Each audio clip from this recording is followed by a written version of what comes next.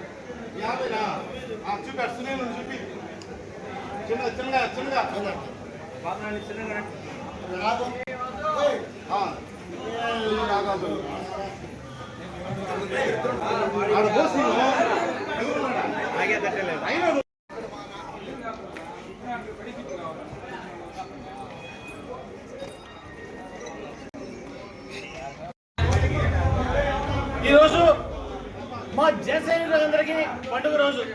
ఎందుకంటే మా జనసేనాని పవన్ కళ్యాణ్ గారు నటించిన ఉస్తాద్ భగత్ సింగ్ చిత్రం ఈరోజు విడుదలైంది.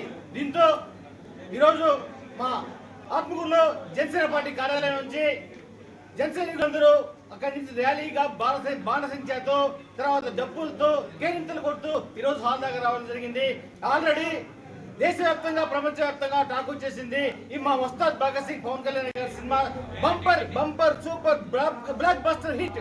కాబట్టి అటు సినిమా రంగమే కాదు, ఇటు రాజకీయ రంగమే కాదు, ఎక్కడైనా కానీ మా జనసేనాని పవన్ కళ్యాణ్ గారి నెంబర్ 1. జై జనసేన, నాయకత్వం.